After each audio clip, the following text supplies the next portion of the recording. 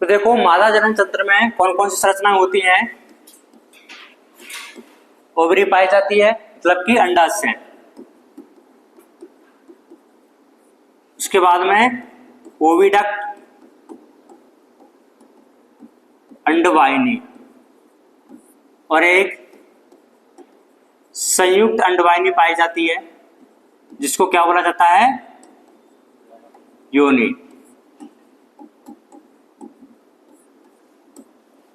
ठीक है। स्पर्मेथिका पाए जाते हैं जिसको बोला जाता है शुक्राणुधानी।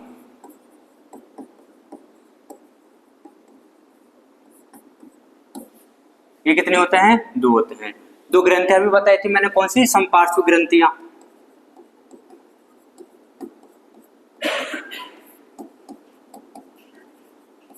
और क्या होते हैं, अंड निक्षेपक। ये कितनी होती है, 1 जोड़ी होती है। अंड निक्षेपक कितने होते हैं, 3 जोड़ी होते हैं। ये कुछ संरचनाएं होती हैं जो कि मादा कॉकरोच में मिलती हैं देखने को, या फिर मादा जनन तंत्र में होती है। अब देखो जो ये अंडाशय होते हैं, हर एक अंडाशय, टोटल कितने अंडाशय होते हैं, 1 जोड़ी होते हैं। और हर एक अंडाशय में 8 लॉन्ग नलिकाएं पाई जाती है, लंबी नलिकाएं पाई जाती हैं, जिनको बोला जाता है क्या, अंडाशय नलिकाएं। क्या बोला जाता है, अंडाशय नलिकाएं। और हर एक नलिका में एक एक अंडे का फॉर्मेशन होता है। तो एक साइड की जो अंडाशय है उसमें कितने अंडे बनेंगे एक टाइम पर, 8। दूसरे साइड के में भी 8, तो 8 और 8 कितने हो गए, 16। तो एक टाइम पे एक जो मादा होती है एक टाइम पे कितने अंडे रिलीज करती है, 16 अंडे रिलीज करती है। कितने अंडे रिलीज करेगी, 16 अंडे। तो देखिए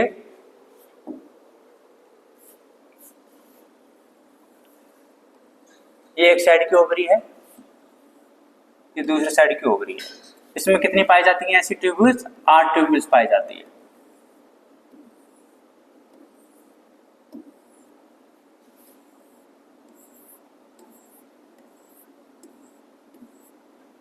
ठीक है। इस अंडाशय से क्या निकलेगी, अंडवाहिनी निकलेगी। इधर वाले अंडाशय से भी क्या निकलेगी, एक अंडवाहिनी निकलेगी। और ये दोनों अंडवाहिनी मिलकर के क्या बना लेती है, कॉमन ओविडक्ट बना लेती है, जिसको क्या बोला जाता है, योनि बोला जाता है। ठीक है। योनि जो है वो किस में ओपन हो जाती है, नीचे जनन कक्ष में। किसमें ओपन हो जाएगी, जनन कक्ष में। और इसी जनन कक्ष में क्या पाई जाती है, एक ग्रंथि यहां पे होती है और एक ग्रंथि यहां पे होती है, जिसको बोला जाता है क्या,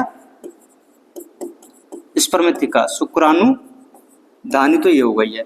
और जो ग्रंथि है वो कौन सी है, संपार्श्विक ग्रंथि।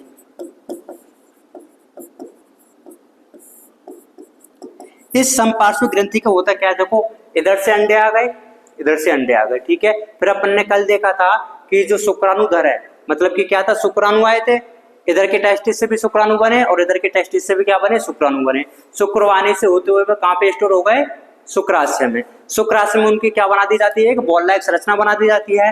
और इस बॉल लाइक संरचना पर क्या बना दी जाती है, 3 आवरण बना दिए जाते हैं। और इन तीनों आवरण सहित ये नर से रिलीज कर दी जाती है। जब नर से रिलीज किया जाएगा, अच्छा इसमें जो निषेचन होता है कॉकरोच में, वो आंतरिक होता है कि बाह्य होता है, आंतरिक निषेचन होता है, मतलब कि मादा के अंदर होगा। तो मादा के अंदर उस शुक्राणु की बॉल को रिलीज भी तो करना पड़ेगा ना। उस शुक्राणु की बॉल को कहां पे स्टोर कर दिया जाता है, फिर इससे शुक्राणुधानी में।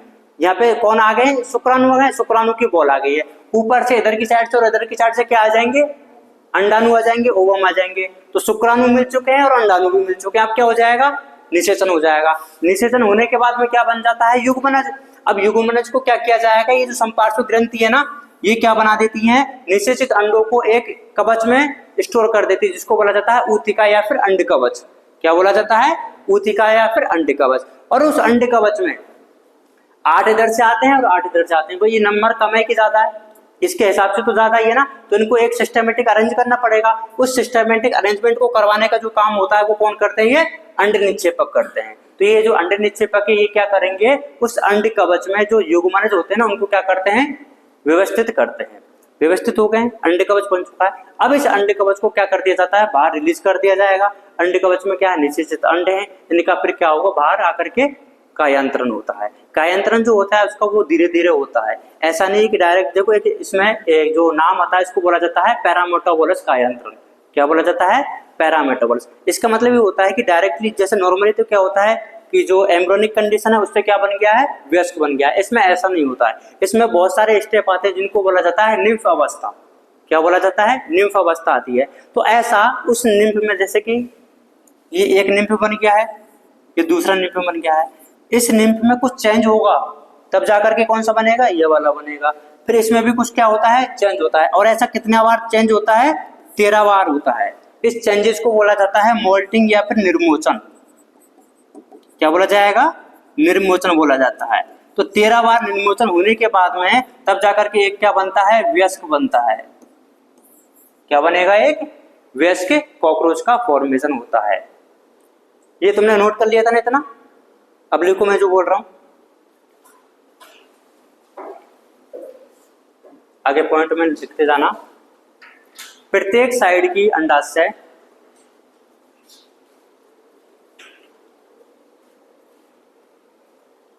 प्रत्येक साइड के अंडाशय 8 लंबी नलिकाओं में विभक्त होते हैं। प्रत्येक साइड का अंडाशय 8 लंबी नलिकाओं में विभक्त होता है, जिन्हें अंडाशयी नलिका कहा जाता है। जिन्हें अंडाशयी नलिका कहा जाता है।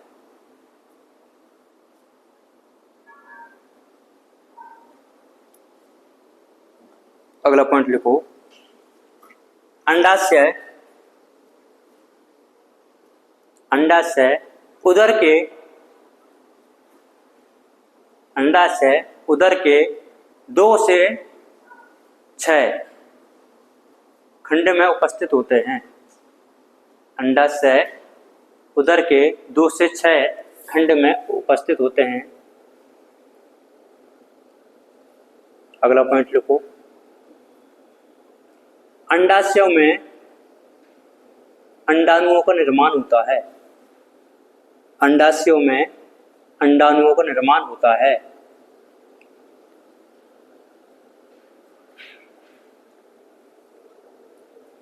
ये तो हो गया किसके बारे में, अंडाशय के बारे में। अगला पॉइंट लिखो,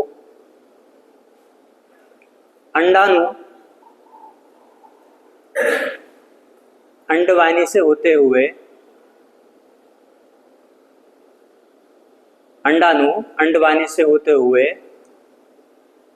संयुक्त अंडवाहिनी ब्रैकेट में लिखो योनि में संग्रहित हो जाते हैं।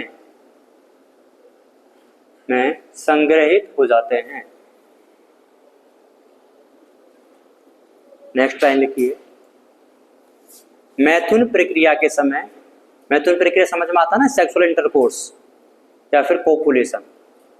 मैथुन प्रक्रिया के समय नर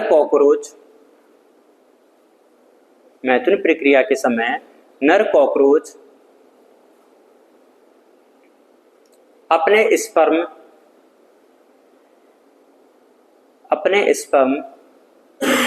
शुक्राणुदानी में स्थानांतरित कर देता है।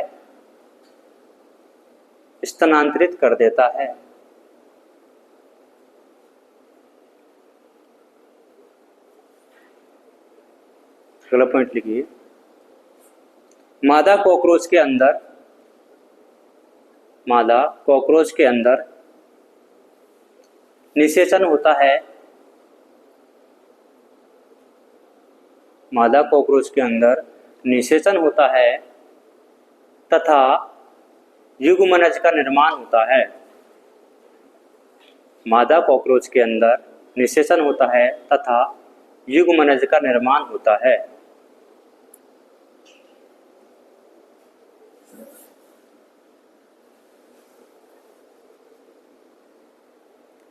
ये निषेचित अंडे, अगला पॉइंट लिखना, ये निषेचित अंडे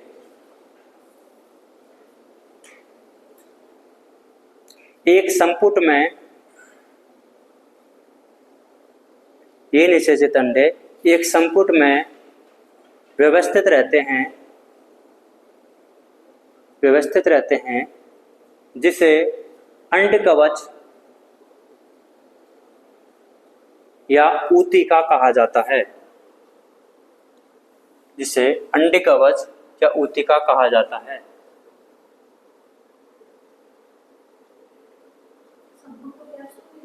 हाँ, कैप्सूल या फिर संपुट। क्या लिखा है? इसको ऊतिका कहा जाता है ना। अगला पॉइंट लिखिए, मादा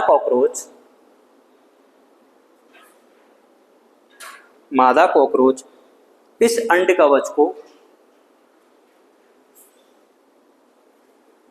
कवच को नमी वाले स्थान, नमी मतलब जहाँ थोड़ा सा क्या है, पानी की आर्द्रता होगा ना, नमी वाले स्थान या छोटे कंकड़ों के बीच में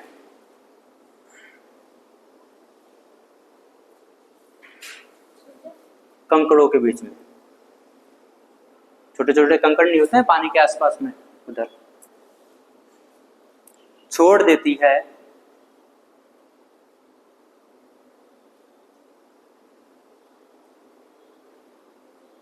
अगला पॉइंट लिखो,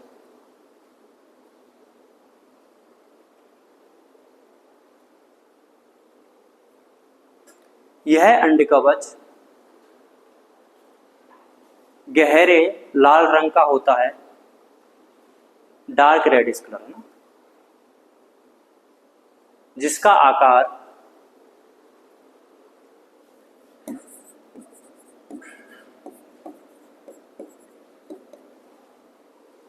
ये लिख लो 8 mm या 3/8 इंच होता है, जिसका आकार 8 mm या 3/8 इंच होता है।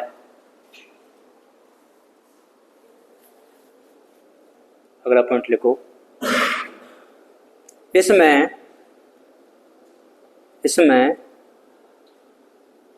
पैरामेटाबोलस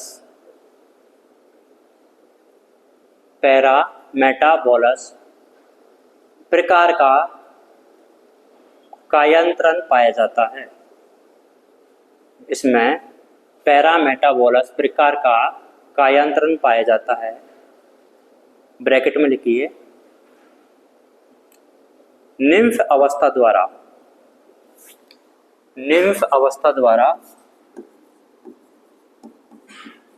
कायांतरण होता है।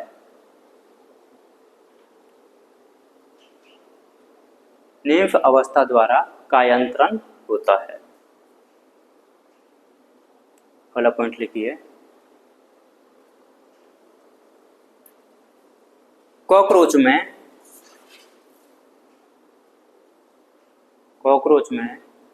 13 बार निर्मोचन के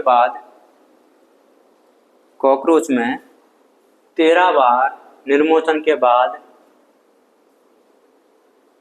वयस्क का निर्माण होता है। निर्मोचन का मतलब होता है ये जो अपन ने बताया था ना कि निम्फ बनते रहते हैं ना, कि पहला निम्फ बना फिर दूसरा बना, तो मतलब इसमें क्या थोड़े थोड़े चेंज होते रहते हैं। तो एक बार चेंज हो गया फिर और दूसरा चेंज होगा, तो ऐसे कितनी बार चेंज होते हैं? 13 बार चेंज होते हैं, तब जाकर के क्या बनता है?